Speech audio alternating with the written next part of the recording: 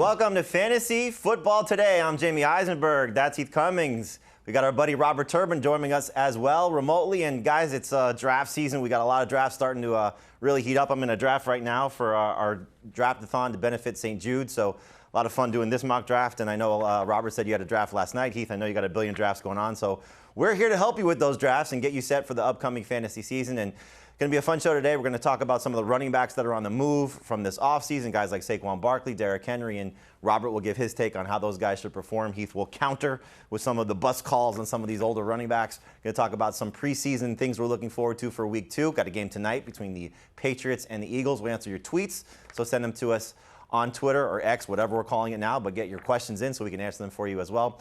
But guys, I want to start with the big news of the week. Maybe one of the biggest stories of the season so far is JJ McCarthy and the Vikings. McCarthy going to miss the entire season. His rookie campaign is now lost after injuring his meniscus, had surgery on Wednesday. And now we find out they're not going to have him. They are going to have Sam Darnold. Jordan Addison also was carted off the field with an ankle injury. Sounds like it's minor, but Heath, I'll start with you. Obviously, the big story is going to be what happens to Justin Jefferson with Sam Darnold as the starter there for, we thought, at least the early part of the season. Now it looks like the majority of the season. Are you concerned at all about Justin Jefferson being one of the top 3, maybe top 5, maybe lower than that wide receivers this year? I'm concerned about him being one of the top 3 wide receivers. I think what we see here, when we had Darnold and McCarthy, that really helped the floor of Jefferson, because if Sam Darnold was just absolutely terrible, they could go to the rookie and he'd probably be okay. It hurt the ceiling as well, because there was a chance that JJ McCarthy could just take the league by storm as a rookie. But I still think, like, my expectation is that Sam Darnold in this offense is probably pretty similar to a rookie JJ McCarthy. So I'm not dropping Justin Jefferson outside of the top 9 overall picks. I'm not dropping him outside of the top 6 wide receivers, but I am dropping him to the very end of both of those. So he was, I think, my wide receiver 4 at pick 7. He's now my wide receiver 6 at pick 9. I actually have not moved him. I still expect him to perform at a very high level. Robert, you obviously have played in this league. You know what injuries are like. So losing McCarthy, not fun, I'm sure, for the locker room. But when you have a veteran like Sam Darnold, I want your take just on how guys, maybe when they change systems and go to new teams, new voice, new coach, can Darnold sort of pick up and maybe have the best season of his career, knowing that he has this guy to throw to, Addison, eventually T.J. Hockenson? How do you think Darnold will do in terms of getting Justin Jefferson the ball? Yeah, the thing that helps Sam Darnold the most in this situation is being able to have the weapons around him that he does have. Now, everybody's not going to be available immediately, one of those guys being T.J. Hockenson, but he will be back, and that'll be a nice added addition that'll just build more confidence as far as having weapons for Sam Darnold. And on the Justin Jefferson front, I still think he's the top receiver as well, Jamey. I agree with you there. Let's not forget, last season, even with all the quarterback carousel that was going on in Minnesota, Justin Jefferson averaged more fantasy points last season than he did the year before with Kirk Cousins. And so, to me, he's one of those rare wide receivers. DeAndre Hopkins was like this when he was in Houston. It didn't matter which quarterback was quarterbacking the team, they were still going to produce at a high level. I think you can still expect the same thing from Justin Jefferson. Yep, and what you're referencing was the final 4 games last year. Nick Mullins stepped in after Cousins had the Achilles tear. He was over 20 PPR points per game was in terms of Jefferson. Now people will say, Heath, 2 games against Detroit, it was one of the more miserable secondaries that he faced. He still gets to play Detroit twice this year, last time I checked. And I think the thing you got to keep in mind is he's most likely getting 10 targets no matter if it's you, me, or Darnold throwing him the ball. Will they be great targets? Not by comparison to Kirk Cousins, but it will still be enough volume there. Like, he could have 200 targets this year. That's the thing I think you could see. And I think the nice thing about Darnold from a wide receiver's perspective is he's probably, like, he'll do okay 75% of the time, and then he's just going to make some ridiculously bad throws that maybe turn into pick sixes. Well, when you do that, you just have to throw more to try to catch back up. That's so right. I think he's going to throw the ball plenty, and you're right. It's 10 times a game to Jefferson at least. Yeah, we're going to see a lot of volume for Jefferson. So, again, if you are concerned, there are other receivers you could take. Ja'Marr Chase, CeeDee Lamb, depending on where those guys fall from a holdout standpoint, Amon-Ra St. Brown, A.J. Brown. You know, we could see a lot of different receivers going in that order in the first round. A running back that we know has been going in the first round suffered a hamstring injury this week, and that's Jahmyr Gibbs. And so Dan Campbell came out on Wednesday and said it's not that bad, don't really have a lot of reason for concern. But, Robert, I want to ask you this when it comes to Gibbs, because this is now the second hamstring injury that he suffered this offseason. And we know that soft tissue injuries can be recurring problems for guys. So when you look at this backfield, you got David Montgomery coming off a strong season last year. Most of it was touchdown related, but still produced at a very high level. How do you sort of, take us through which guy do you like better? And can Gibbs sort of manage this hamstring problem, or is this something that's going to be an issue for him as the year progresses? If I were drafting, I would take David Montgomery before I took Jahmyr Gibbs. Wow. That's just me. My strategy is I want dependable players, okay? I'm not necessarily concerned about, guys who are going to get X amount of targets all the time or have the potential to be, explosive and make those big plays. I want guys that I know that are going to be able to be available on my roster week in and week out. Not saying that Jahmyr Gibbs is going to, have some absence during the season, but this is definitely a concern that you have to deal with. I think he's going to be okay. Hamstring injuries, they can linger. Usually you learn from the first time around, meaning you have a hamstring injury, you get back, it occurs again. Okay, now you kind of have to reset the table here and take your time, all right, take maybe a little bit longer in the rehabilitation process getting back. I think the Lions are going to have that approach this time around because the most important thing for Jahmyr is to be ready for week 1. And I think the thing that worries me is not so much this current hamstring injury. I think Robert's right. He'll probably be fine by the time we get to week 1 or at least week 2. Probably not going to have a huge impact, but the Lions have talked about giving him a bigger share of the workload this year, and he needed that. Adam Azer's talked about it a lot. The last 10 games when both Montgomery and Gibbs were healthy, Gibbs was RB10. He was being drafted as RB4 or 5. He has to have an increase in volume to do that. And I just wonder, with a couple of injuries before they're even playing real games, if the Lions, who think they're Super Bowl contenders, say, you know what, maybe we just give the ball to the dependable guy, let him tote it 15, 20 times a game, and use Gibbs sporadically like they did last year. And it's interesting you mentioned that because last year it took a few weeks before we saw the best of Gibbs, and it really kind of coincided when Montgomery got banged up a little bit. I just think when you start to compare him to Barkley and Taylor and even Pacheco, ETN, some of those guys, Kyren Williams, you see the risk, and you certainly can say those guys are better. So like to Robert's point, you want to take guys that have a little bit more security and safety right now. And so if you want to drop Gibbs behind those guys, I think Gibbs is more of a round 2 pick than he is a round 1 pick. Speaking of round 1, and this is something that a lot of fantasy managers are struggling with right now because of some of the injuries and some of the holdouts. So you have a few guys that are banged up and a few guys that are dealing with contract situations like CeeDee Lamb and Ja'Marr Chase. So let's show you what the first round looks like. This is based on average draft position on CBS based on PPR. So what you're seeing here is the list of guys and who can you trust in the first round. So McCaffrey's got the calf injury. You got the situation again with Gibbs with the hamstring problem. Not listed here, but a guy that's been drafted in the first round, Puka Nacua, dealing with a knee injury. And then you got Chase and Lamb, not in that order, Lamb and Chase, dealing with their respective contract situations. Lamb holding out, Chase, at least for now, holding in. So I want to ask you guys just the approach to the first round and how you're sort of looking at the best thing to do. So Heath, I'll lean on you here. Do you have a strategy of avoiding certain players because of these concerns if you're drafting today, or are you just taking the best player available because hopefully they'll be healthy or hopefully they'll have their contract done in time for week 1? I wouldn't say avoiding certain players, but I was at the beginning of the summer more in a position where I'd take Christian McCaffrey and then it was like 5 wide receivers and then Breece Hall and Bijan Robinson. But one of the reasons that we were taking those wide receivers ahead of the running backs was not because they have more point per game upside. It was because those guys are supposed to be safer. Those guys don't feel safer right now. So in a half PPR or non-PPR league, I'm McCaffrey, Breece Hall, and Bijan as the first 3 picks off the board. In a full PPR league, I still have Lamb ahead of those 2 backs, but I'm probably like 4 or 5 days away from going away from that and just saying, give me Breece Hall, give me Bijan Robinson in the middle of round 1. I'll find a wide receiver in round 2. Robert, you talked about having some safety concerns, or at least leaning on the less injury risk type of players. McCaffrey's got a calf injury right now, and I know we last time we had John, we didn't talk about this, but now I want to get your take on just McCaffrey dealing with this calf. He played through it in the playoffs last year, clearly was fine getting them to the Super Bowl. Do you have any concerns about McCaffrey missing training camp practices, obviously missing the preseason, but being ready for week 1?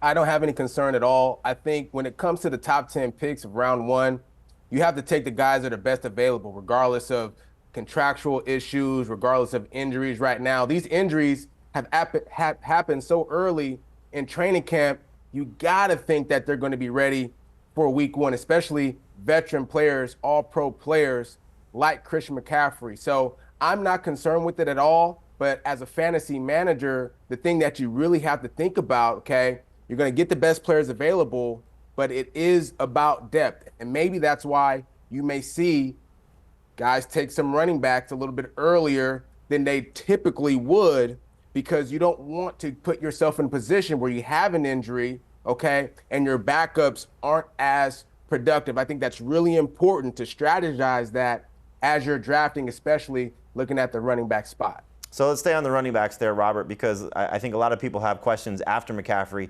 Breece Hall versus Bijan Robinson. I know we had you on a few weeks ago. I think you were more Robinson over Breece Hall.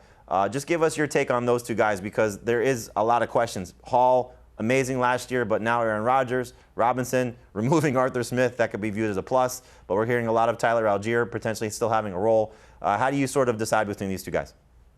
Well, similarly to what you said about Jahmyr Gibbs earlier, about the Lions wanting to give him more opportunities within the offense. Well, the Falcons have said the same thing about Bijan Robinson. So we can expect more playing time, more targets, more carries for Bijan Robinson, as opposed to Breece Hall, who had 95 targets last season. He's not going to see nearly the ball come his way that much with Aaron Rodgers and other guys at the wide receiving core being healthy. Allen Lazard is expected to play better this season, a guy who he played with in Green Bay, obviously. And so that is why I have Bijan Robinson slightly above Breece Hall. I think Breece Hall is going to be just as productive. Either guy that you take, I think is going to be great for your fantasy team. But I just don't see Breece Hall getting as much work as he did last year, where it's going to raise higher for Bijan Robinson this season. The role in the passing game could be an issue, but clearly there could be an upgrade from a rushing perspective with a better offensive line and the threat of Aaron Rodgers. So if you are in the Breece Hall camp, I know you have Hall over Robinson. I do as well, but really it's pick your favorite option there, because they both should be special talents going into the start of the season. If you look at this, Heath, I know we talk about the kind of the elite 5 wide receivers here. Does A.J. Brown not get enough respect? Because last year was very good for the majority of the season, but he tailed off at the back end. Should Brown be maybe ahead of Amon-Ra St. Brown, maybe ahead of Jefferson now? I think our colleague Dave Richard has put A.J. Brown ahead of Jefferson. So are you in that camp as well, that A.J. Brown should be moving up? I do have Brown one spot ahead of Jefferson. I also have Amon-Ra St. Brown as my number 3 wide receiver, so I wouldn't put A.J. ahead of him. But I think if you look at what A.J. Brown did last year and then just project that the touchdowns are going to regress back to what they've been for most of his career, you've got a top 5 wide receiver. I also think that Kellen Moore probably means more pass attempts in Philadelphia, which is a boost for both Brown and Devontae Smith. So yeah, I think it's a big 6 wide receiver. I think it's a big 9 overall players, and A.J. Brown's right in the thick of that. And Robert, we used to talk about another guy that was in the first round, and that was Puka Nacua, dealing with the knee injury. Again, according to Sean McVay, who has a good track record, when he says a player is going to be ready for week 1, he's going to be ready for week 1. Puka, again, sort of this injury situation of, can he bounce back, come back from this injury and be there ready for week 1? Are you buying Puka Nacua early round 2? I'm buying Puka Nacua early round 2. I think that you can still trust him to be as productive as he was last season. Now, you have to take into consideration, he really didn't start sparking, fantasy teams until Cooper Kupp got injured. Well, Cooper Kupp is not injured this time around. Okay, he'll be ready week 1 as a starter. And so there's only one football to go around. And so maybe when you look at Puka Nacua, you look at that, you look at his injury, he may slide, but I still trust him to have a big impact for fantasy managers around the league. Yeah, we talk about the phrase buying the dip. If Puka's there in the middle of round 2, could be fantastic for him. Same thing potentially with Jahmyr Gibbs as well. So some of these injury situations are causing some top-tier talent to fall into the second round. Could be very beneficial for you if you're picking in the middle of the first round. All right, we're going to take a break right now here on Fantasy Football Today. When we come back, we're going to talk about some running backs who changed teams this offseason and maybe get a fun debate about Saquon Barkley. Stay with us here on Fantasy Football Today.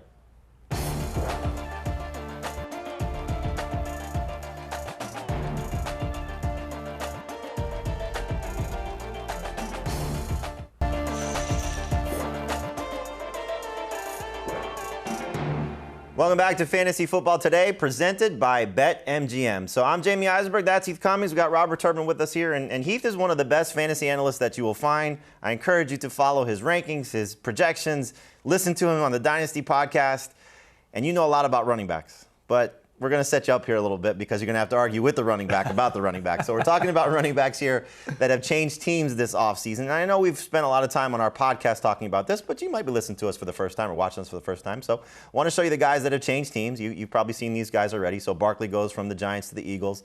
Derrick Henry goes from the Titans to the Ravens. I don't need to read the whole thing for you there, but this is the first group of running backs we're looking at. There's another list as well. After Aaron Jones and Tony Pollard, you have Zach Moss going from the Colts to the Bengals, DeAndre Swift again from the Eagles to the Bears, and a couple other guys that we didn't mention, but Gus Edwards and J.K. Dobbins going from the Ravens to the Chargers.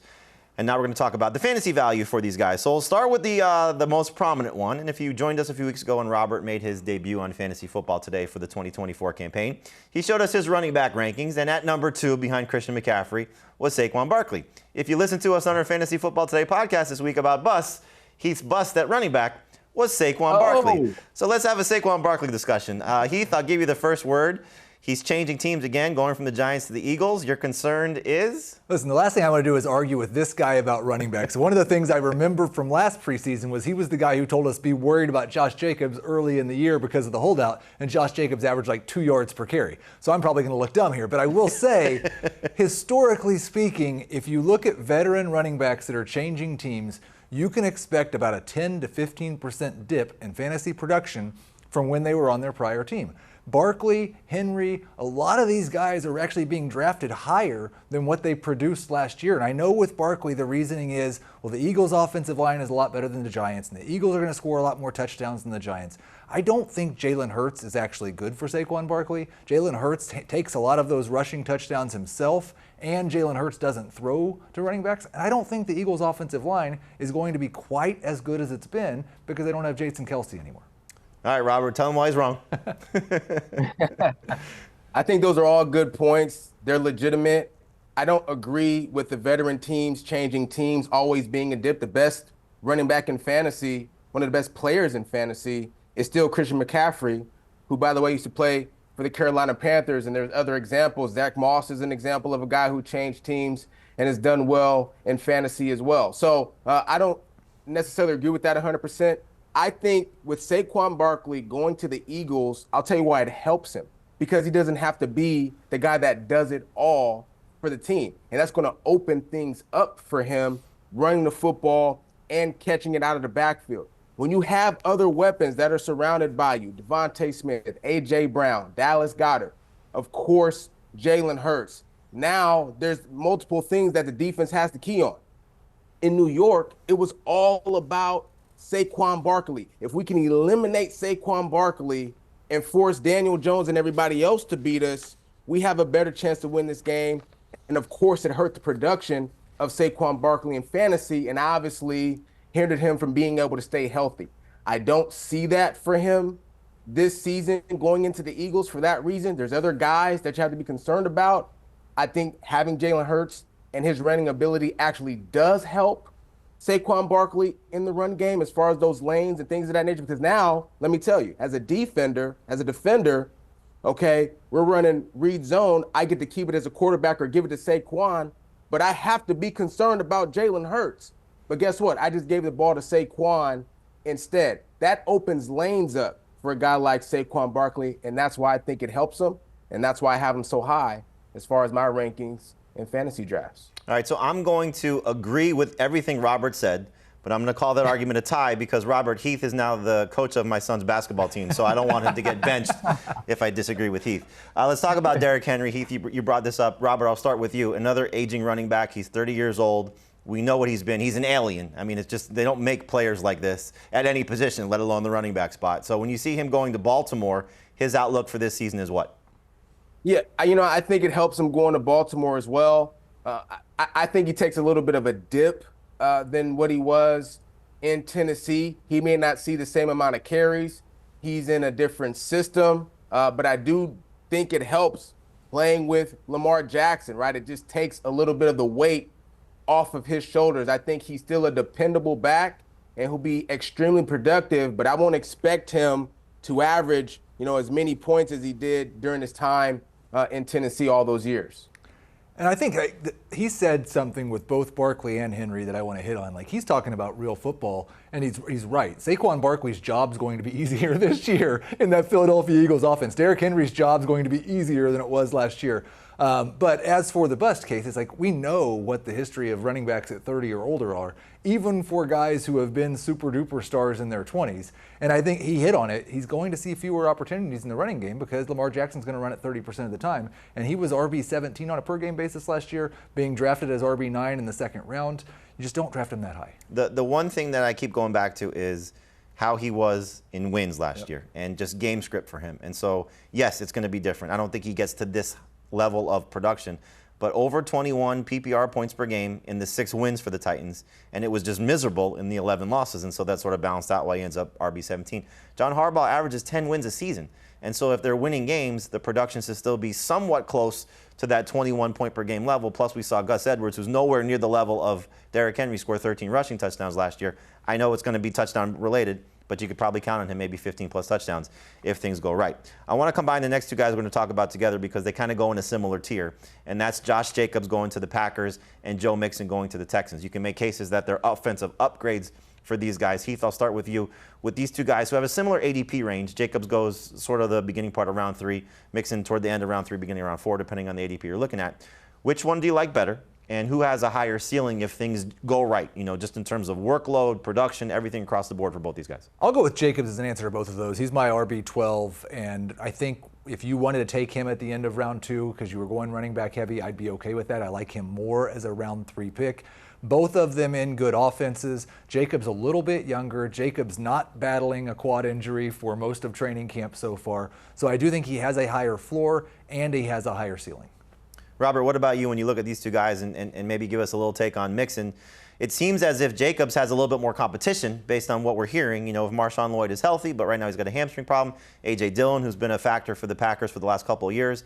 Mixon doesn't really have that level of potential production, vulturing of touches behind him because while Dameon Pierce has been a guy for the Texans that they've leaned on, not necessarily this regime. I got to agree with Heath here. I'm going to take Josh Jacobs here to have a little bit of an advantage. For Joe Mixon, he's playing in an offense that is, centered around C.J. Stroud. Not that the Green Bay Packers offense isn't centered around Jordan Love. Of course, it's centered around their quarterback. But think about how much they involve the running back in the passing game in Green Bay, in comparison to Houston and how they utilize their backs. They're going to be run heavy more, but they've got extraordinary weaponry on the outside as far as wide receivers are concerned for the Houston Texans and a really good tight end. The wide receivers in Green Bay are great, but they're still young and developing. I think they're going to lean on Josh Jacobs a little bit more for some production as opposed to the Texans really leaning on Joe Mixon. Josh Jacobs is going to have a huge role within this offense, and without his production, I don't know how successful the Green Bay Packers can be. So I'm going with Josh Jacobs here to answer your two questions. Yeah, no, I think we're all in agreement that Jacobs is the one you want to target. And I think you look at last year, you mentioned the offense for the Packers. While Jordan Love took off in the second half of the season, 5 straight games to end the season for Aaron Jones with 100-plus yards. So the run game was clicking, and Jacobs better, younger, healthier than Aaron Jones was last year. At least that's the hope. The one thing we got to keep an eye on, though, if Marshawn Lloyd, who got a lot of offseason pub, unfortunately dealing with the hamstring injury, if he does get healthy by the time we get to week 1, how much of a role will he have? But I think we're all in agreement. Take Josh Jacobs ahead of Joe Mixon. Speaking of Aaron Jones, we have another running back here who's a little bit older, Robert. And so last year, Jones missed some time with hamstring problems earlier in the year for the Packers, really struggled to stay healthy until the end of the season. And we're hearing things out of Minnesota about potential 50-50 split with Ty Chandler. When you look at this backfield, Jones 29, Chandler was good for the Vikings at the end of the season. How do you see that backfield shaking out? Yeah, I think Aaron Jones is still going to be the – did you want me to go first? Go ahead. Yes. Yeah, I think Aaron Jones is still going to be the starter, and he'll have obviously a huge role within this offense. But, his fantasy projection is certainly going to dip this season in my eyes, especially with a franchise who wants to develop the young player in Ty Chandler. I think you'll see a dip in opportunities for Aaron Jones this season, carries and targets outside of the backfield. We know that he can do both of those things at a high level. I mean, he carried really the Green Bay Packers last season. I was shocked when they decided to let him go. But because of the young ascending player in Ty Chandler and obviously Aaron Jones being a little bit older, he won't be the vocal point within that offense in Minnesota. So I think he's going to take a huge dip this season. Yeah, I don't understand the ADP at all. Like, we talked about the older running backs changing teams, and Jones has had injury problems in the past, and now he's on an offense that, like, with at least with Barkley and Henry, we expect better offense, they're going to score a bunch more touchdowns. Like, this Vikings offense could be one of the worst in the NFL this year, and generally playing from behind. So I am completely out on Aaron Jones, not just as the top 20 back, but also as a top 25 guy. Yeah, he's going as RB19, right in the round 5 range, but we spend a lot of time on our podcast talking about the receivers that go in that round, the quarterbacks, the tight ends. It just doesn't make sense to take Aaron Jones that soon. If you like Jones, maybe a round later. Round 6 is probably an okay spot to buy in on him, but yeah, I'm with you. I'm probably out on Jones and just waiting for Ty Chandler. DeAndre Swift's a little puzzling to me because we got this running back here who was coming off a good season last year, but clearly now third team in his last 3 seasons. But we like the Bears' offense and what they're expected to do. So, Heath, is Swift not getting enough love because he's still young enough that he's not this age that you got to worry about him switching teams? He did prove that he could be a workhorse. Didn't score a lot of touchdowns, but that could just be the Eagles' offense. Are we sort of, not giving DeAndre Swift enough credit that he could be a good number 2 running back this year? It kind of seems like fantasy managers are kind of coming around to where his coaches seem to have been throughout his career. Like, he's always a guy that we thought should touch the ball more. Stop giving it to Jamal Williams so much, but give it to DeAndre Swift. Didn't get the ball at the goal line last year, has not been a good short yardage rusher. That's something Caleb Williams did very well in college. And I think, like you said, he's young enough, you don't have to worry about him changing teams. Like, he might change teams 3 more times in the next 3 years, the way that teams have dealt with him. So I like him a lot if you can get him as a low end RB2 or as a flex where he's going, because there is potential upside on a week-to-week basis. But Robert was talking about guys that you can trust and rely on to do the same thing week after week after week. And Swift's just never been that guy in his 4 years in the league, except kind of last year. So, Robert, can he be a guy that you trust this season? I think he can. I think he's a guy that you can take a risk on this season. And the reason why is I compare it to the situation with Saquon Barkley, Christian McCaffrey, where, he just doesn't have to be the vocal point of the offense. He's a supplemental piece that has an extreme amount of talent. But without all of that pressure, it really does open things up for a guy like DeAndre Swift. Now, he's had some, health issues and things of that nature throughout the course of his career. But again, when you have teams keying on Keenan Allen and DJ Moore, Caleb Williams, who can do some things with his feet, I think that gives DeAndre Swift the opportunity to get through a full season healthy and have some high production for your fantasy team. So I think he's ranked where he's ranked right now is just about right. If you want to put him a few spots lower, I wouldn't be mad at that. But earlier I did talk about depth. So I like him in that flex spot. I like him potentially coming off the bench for you. But he's certainly a guy I think this season is worth the risk if you want to draft him. And we'll see how they use or continue to use in the preseason if we get a glimpse of it with Khalil Herbert, with Roschon Johnson, at least in the first preseason game. Everybody got excited, I think you should have, with the 40-yard plus, dump off from Caleb Williams to DeAndre Swift. Shows you the potential that he could have in this offense, like Robert was saying. A lot of exciting pieces for the Bears this year. All right, we're going to take a break right now. We come back and play a new game that we got here called Start, Bench, Cut. I'm going to put the guys to the test about who they'd rather have on their fantasy team, have on their bench, or maybe send back to the waiver wire. We'll talk about that next here on Fantasy Football Today.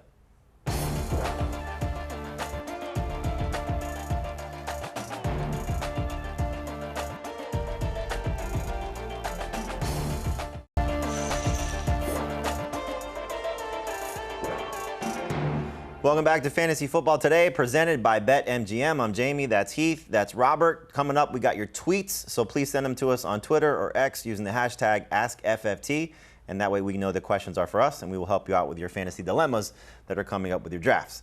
We're going to play a game right now called Start, Bench, Cut. I'm going to give the guys 3 names, and they're going to decide who they want on their fantasy team, who they maybe want on their bench as opposed to a starter, or who they want to maybe not draft at all. And it's not going to be, obviously, I could get all 3 of these guys because we're going to talk about the 3 prominent quarterbacks, but just to get a little taste of where the guys are leaning in terms of the players that they like. So we're going to start with the 3 top quarterbacks based on average draft position. Who do you want? Who do you want to avoid? And who do you just don't want? Who do you want on your bench? I guess that's probably not accurate with these 3 in particular, but maybe not the best trio to start with. In any event, Josh Allen, Jalen Hurts, Patrick Mahomes. I think you could ask probably 10 fantasy analysts, 100 fantasy players, and it could be a different combination for everybody. So, Heath, who's starting, who you benching, who you're not drafting at all? So it wasn't bad enough to make me debate the running back about running backs. Now I've got to cut one of these three guys. That's awesome. I will start, first with the caveat, CBS leagues are 6 points per pass touchdown league. I will start Patrick Mahomes. He's my number 1 quarterback. I will bench Jalen Hurts. He's my number 2 quarterback. And I'm actually a little bit concerned about Josh Allen. We saw it with Mahomes last year when the wide receiver core was a real problem. His fantasy production struggled, finished all the way down at QB 10. I don't have Josh Allen as a top 3 quarterback this year, so I will cut Josh Allen.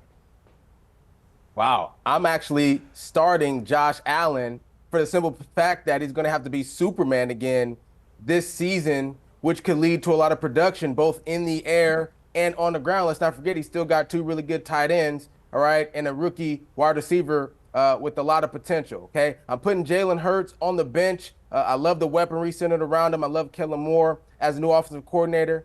And I got to send Patrick Mahomes to the waiver wire, man, because I can't trust his teammates, okay? So that's my order right there with the 3 quarterbacks. And again, I think you ask different people, they're going to, say Hurts one. I know our colleague Dave Richard has Hurts as the number 1 quarterback. I actually have the same order as you, Robert. I'm going to start Josh Allen. I'm going to bench Jalen Hurts. I'm going to cut Patrick Mahomes, as much as that hurts to say. I'd love to have, obviously, all 3 of these guys. I just think that Allen, he may have his most diverse receiving core and best weapons across the board that he's ever had. Doesn't have a high-end guy like Stephon Diggs, but the group as a whole might end up being better. So I do think that with his rushing and obviously what I think he'll do as a passer, I would take him first. But again, no problem if it's Hurts, no problem with Mahomes. Those are my top 3 quarterbacks. And you just to clarify, you have Lamar Jackson ahead of Josh Allen. He's 3 for you. Jackson's 3, Allen is 4. All right, Robert, I'll start with you first on this one. You got start, bench, cut. Next trio of quarterbacks that sort of come off the board. You got C.J. Stroud, Joe Burrow, Anthony Richardson. That's based on our average draft position right now. So Stroud, Burrow, Richardson, start, bench, cut. I'm starting Joe Burrow. All right, give me the blonde hair. Okay, give me Ken from Barbie, whatever you want to call it. I got C.J. Stroud on the bench. Proved a lot last season. MVP candidate potentially this season. Can't trust Anthony Richardson yet, so I'm going to send him to the waiver wire. I'll start Anthony Richardson. Let's just go in the opposite order, especially if I get to have Joe Burrow or C.J. Stroud on the bench, because if Richardson hits with his rushing ability in fantasy football, he has a chance to be the number 1 quarterback in all of fantasy. I will bench Joe Burrow. Love to have him as a security blanket. Love the haircut. Think this is kind of maybe the year where the Bengals want to make up for last year with all those injuries. And then I'm gonna cut C.J. Stroud. I'm not sure that he actually has the top 3 upside. He certainly has the upside to be one of the top 3 real-life quarterbacks, but he doesn't really run. So in fantasy, I'm not sure he can hit those heights. I'm going to start Richardson also, just because, again, the potential upside, the ceiling for him could just be amazing, because I think he surprised some people as a passer last year. And the way that he will run, he could lead all quarterbacks in rushing touchdowns. Running quarterbacks break fantasy, so I like that upside in such a deep position. You could fall back with a Jared Goff, with a Tua, with a Matthew Stafford, depending on how deep you want to go. I think it's worth taking a chance on Richardson. I'm actually going to bench C.J. Stroud and cut Joe Burrow, and the only reason I say that is because I'm still a little bit concerned about 2 things. One, the wrist injury, because we had one of our injury experts on with us in the offseason. He said that this could be something that potentially lingers, so just something in the back of my mind that scares me a little bit. And then we have the Ja'Marr Chase hold in, hold out, whatever's going on right now. So that's something that may change between Burrow and Stroud, but right now Burrow, unfortunately, is the odd man out. All right, Heath, let's look at a trio of running backs here that you might have to decide on in round 2. We got Travis Etienne, Isaiah Pacheco, Devon Achane, start, bench, cut. I'll go right in the order they're listed here. I'm going to start Travis Etienne. I know they're talking about taking work off of his plate, but I actually think that he's going to have a more efficient year. I think people might be sleeping on how much Gabe Davis is going to help Travis Etienne when it comes to big plays. Davis, one of the best blocking wide receivers in the NFL. I will bench Isaiah Pacheco, do buy a little bit of an increase in a passing game role for him this year, but I also think Patrick Mahomes is another one of those guys that, yeah, he won the Super Bowl last year, but he's tired of hearing about how the offense wasn't quite as good. He's going to throw the ball when he gets inside the 10, so the touchdowns might come down for Pacheco. I've got to cut Devon Achane. He's going to have to prove to me that he can handle 15 carries a game and that he can stay healthy. I'm taking Travis Etienne first. He'll be my starter. Super dependable running back. Had an excellent season in fantasy last year. A little dip off in the second half of the year, but certainly the most trustworthy out of the 3. So he'll be my starter. I'm going to have Devon Achane coming off the bench. Raheem Mostert, with his health issues and things of that nature, Devon Achane is going to get his opportunities, and even more so if Raheem Mostert continues to go down. Isaiah Pacheco, I love him, but I'll have to cut him in this situation. Just doesn't get as many opportunities on a consistent basis for me within that Chiefs offense. So I'm going to let him go to the waiver wire. Hate to argue with the running back about the running backs, but I'm going to start Isaiah Pacheco. I'm going to bench Travis Etienne, and I'm going to cut Devon Achane. It's not that I don't love Achane, but there's just feels like there's too many mouths to feed if everybody stays healthy by comparison to these two other guys. The thing that I like about Pacheco, Robert, is we could see, based on what Andy Reid said, his role in the passing game, playing on third downs, increase. And if that happens because there's no more Jerick McKinnon, then we could see his numbers pop a little bit. Right now, there's an injury in the receiving core, so who knows how things go there from Marquise Brown's health, and if they still have the ability to throw the ball down the field like they want to. If they have to go back to what got them to the playoffs, got them to the Super Bowl, was leaning on their run game a little bit more, we could see Pacheco have even more of a role, and I think take that step forward. So I would like Pacheco first, Etienne just very safe a second, and Achane a little too volatile for me. I will put him third, but I would like to have all three of these running backs. One more running back trio that we'll look at here to start, bench, cut. Robert, I'll start with you. Trey Benson, rookie for the Cardinals. Blake Corum, rookie for the Rams. And Rico Dowdle, who could be the starter for the Cowboys. Which is the order you're going in with these three? Yeah, I'll go Rico Dowdle because you mentioned it, man. He could be the starter for the Cowboys, so that'll equal some production for me. So I'll start Rico Dowdle.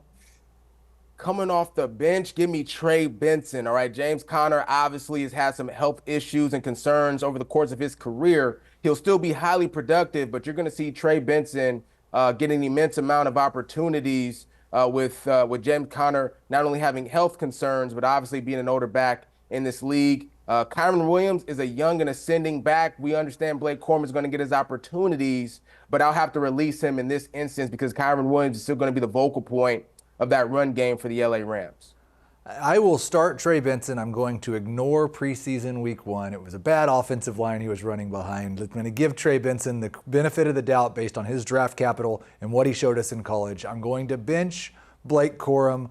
I think he needs a Kyren Williams injury, but Kyren Williams has been injured a few times himself, and I'm cutting Rico Dowdle. I know that we hear that he might be the starter or Royce Freeman might be the number 2. Jerry Jones is still there, right? He didn't sell the team. Ezekiel Elliott's going to be the starting running back because Jerry Jones loves him. That might be the case, but he's also 100 years old. So I'm going to actually start Rico Dowdle because I think he'll be the best running back there for the Cowboys. I'm actually going to bench Blake Corum because I do think that if there's an injury to Kyren Williams, his ceiling could be amazing. And I am a little concerned about the first preseason game. But those two guys have gone back-to-back for me in terms of Corum and Benson. But I'm going to cut Benson right now. Yes, if there's an injury to James Conner, Benson's numbers could pop. But it could be Michael Carter. It could be Amari DiMercado. We don't know which direction the Cardinals might go. Blake Corum seems firmly entrenched by getting the non-preseason performance from Sean McVay. You sit in the preseason, that's good in McVay's eyes, and I think Corum's role is pretty locked up right now. All right, last one we'll do for start, bench, cut. We got trio of wide receivers here that are old. Cooper Kupp, 31. Davante Adams, 31. Mike Evans, 31. They're starting to all go in a similar range in terms of these older wide receivers. So Kupp, Adams, Evans. Heath, what's your order here? Start, bench, cut. I'm going to start Mike Evans. He's the only one of these older wide receivers that last year didn't show us any signs at all of that age. In fact, by some measures, had one of the best years of his recent career. I'm going to bench Cooper Kupp because he did have the hamstring injury last year, but when he was healthy, he was still getting a lot of targets, and Puka Nacua is currently hurt. I'm actually going to cut Davante Adams. He stayed healthy last year, but saw his production absolutely plummet. I'm not sure it's his fault, but look at his quarterbacks this year. Look what his head coach we know wants to do, and they added Brock Bowers. I'm very concerned about Davante Adams. I'm actually going to flip-flop Mike Evans and Cooper Kupp. So I'll start Cooper Kupp because of the targets, because of the chemistry between him and Matthew Stafford, and he's healthy. He's gone through training camp, so I'm going to start Cooper Kupp. I'll put Mike Evans on the bench. I agree with you slightly as far as him not really showing any signs of slowing down, but he dropped a lot of passes last season, very uncharacteristically. Maybe that is a sign of a little bit of aging from Mike Evans, so I'm a little bit concerned. And I got to cut Davante Adams because he doesn't have a quarterback. Simple as that.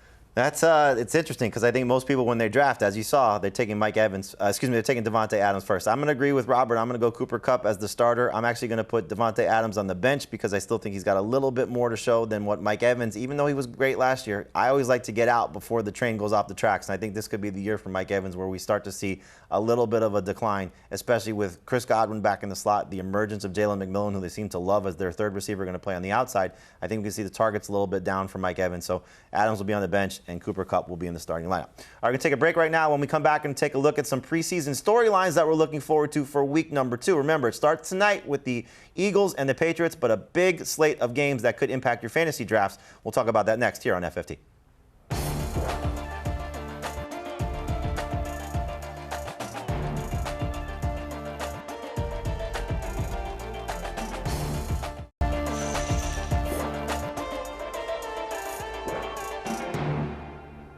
Welcome back to Fantasy Football Today, presented by BetMGM. So preseason week number 2 kicks off tonight with the Eagles and the Patriots.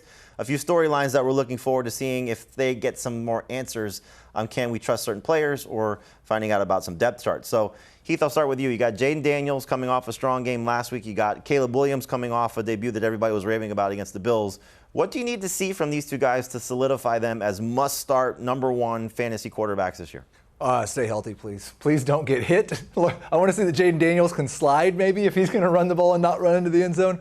No, in all seriousness, like if Caleb Williams shows us anything close to what he did throwing on the run last week and his decision making, he's going to be there. Jaden Daniels, it'd be nice to see just a few more pass attempts. There was a nice throw on the downfield throw to Jahmyr Brown, but you just want to see him do it over and over. I don't think I'm going to get to a point where I'd view these guys as must-starts week 1, but they can solidify themselves as top 10 because of upside this week. And we both have Daniels and Williams ranked as number 1 quarterbacks this year. You can buy into hopefully them looking like they did in the preseason, but clearly for more action and over the course of a full year.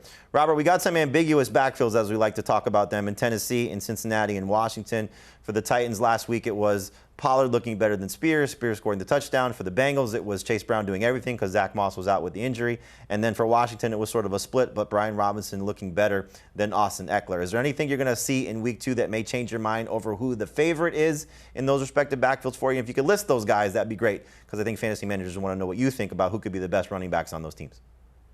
Yeah, I think it's going to be more of the same. Heading into week 2, I think you're going to see in Washington, Brian Robinson Jr. to continue to play at a high level and solidify himself, as a number 1 RB in Washington. It's not a knock on Austin Eckler. I think he'll still be productive. But Brian Robinson Jr., I think, will end up being the starter. More of the same in Tennessee.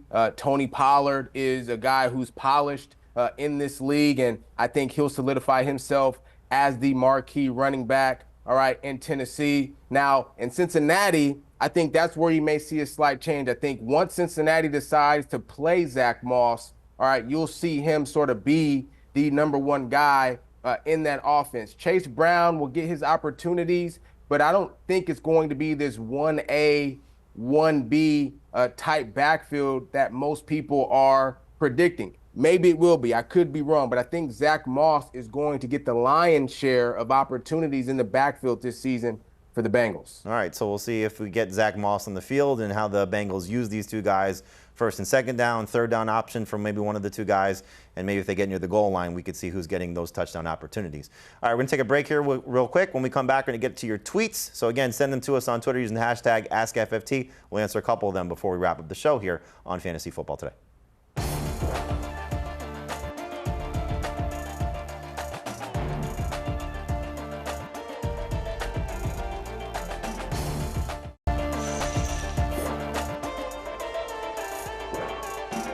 Welcome back to Fantasy Football Today, presented by BetMGM. Got time for a couple questions here. I know DSTs and kickers suck, blah, blah, blah. What are some of your outstanding picks for this year? Heath, give me your favorite kicker, your favorite DST that's not obvious. At value, Jamey Fairbairn. He had a big injury last year, but he was actually on a per-game basis a top 5 kicker. So he's a great value. And on defense, oh, man. The Seahawks start off as really good streamers at the start of the year. Last question we got here is from... Nope. We'll wrap it up. Thanks to Robert Turbin. Thanks to Heath Cummings. Check out our Fantasy Football Today podcast. You can find it wherever podcasts are available, and check us out on YouTube as well. We'll help you dominate your fantasy leagues.